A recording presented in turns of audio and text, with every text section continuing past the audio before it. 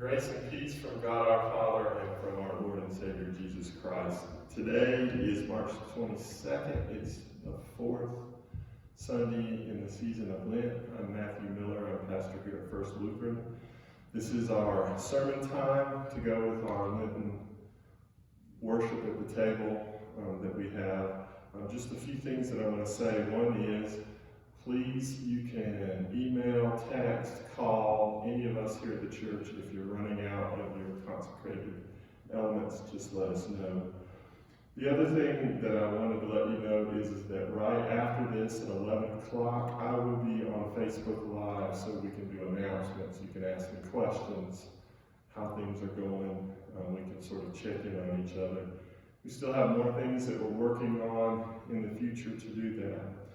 The other thing I wanted to let you know is that the staff here, Amanda, Dean, Kelly, and I have been very deliberate about not being too close to one another. And we will continue that as long as we can. If we, for some reason, should be called to shelter in place, Amanda's got her computer, I've got my computer, Kelly's got the ability to record himself. He's also got a piano in his home. So this will not stop, even if that should happen. We will make it work one way or another. So hope to see you after your worship with your family. Hope to see you at 11 on Facebook Live. And then we'll talk about other opportunities as a congregation where we can virtually gather. With that said, before our sermon time, let's just take a moment to sort of focus ourselves with music.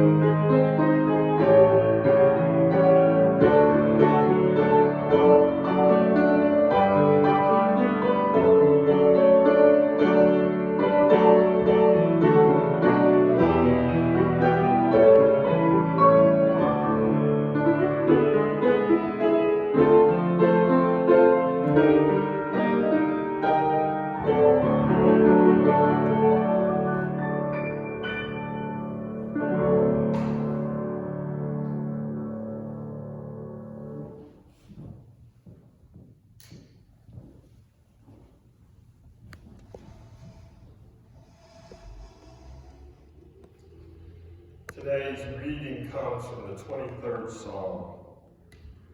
The Lord is my shepherd, I shall not be in want. He makes me lie down in green pastures. He leads me beside still waters. He restores my soul. O Lord, and guide me along right paths for your name's sake. Though I walk through the valley of the shadow of death, I shall fear no evil.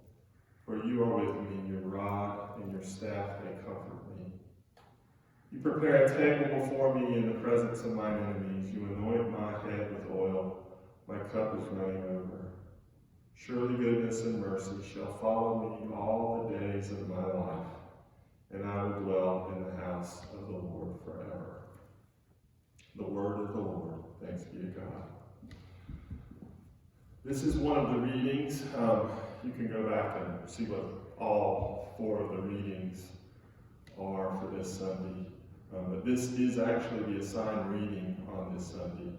I normally preach from the gospel, but I thought this one seemed most appropriate. When we think of Psalms, when we particularly think of this psalm, we think of this psalm as something during times of like a funeral, which it's completely appropriate. But there's more going on here. When we read the psalmist is writing this during times when Israel is surrounded by people who want to do them harm. People, and when I mean people, I mean governments. And war was a horrible thing during the time when the psalmist wrote this. So being surrounded by your enemies was more than just being around people who you don't like and who don't like you. Enemy has a deeper meaning. I try to think of what enemy means. And yes, there are people I don't like. But what about those people who wish me harm? And that's what enemy means. It means those governments or things or people who wish to do me harm. So right now we're kind of in the midst of this surrounding thing that can come at us from any side, this kind of corona fear which surrounds us. And that feels very much apropos to this psalm of enemies that surround us that wish to do us harm. And that's why this sort of struck me. And as we're surrounded by this fear, and as we are surrounded by the things that can do us harm, even to grab a doorknob or to be too close or to go to the grocery store, it feels like the enemy is all around us. And then what does the Lord do in the midst of that? What does the Lord do with God's people in the midst of fear and of death? It is to settle them down beside still waters. You can see all of the shepherding images, that in the midst of the fear, in the midst of the wolves that surround us, in the midst of the uncertainty of where we're going, what does God do? God settles us down with his rod and God's staff. The shepherd protects and guides. What was a rod for? A rod was for beating back the wolves. And what was a staff for? The shepherd's staff was for leading and for comforting and for guiding. I think of today's, what are our rod and staff? I think of medical personnel who are putting themselves in danger to protect and to guide. I think of leaders who give us clear information to guide us and to settle us. And I think of this moment of God's word and of God's meal that can settle us down, to be still and to know that not only during this time of being away from each other, not only can we have life, but we can have life abundantly. And what is that abundant life? We are still technologically connected.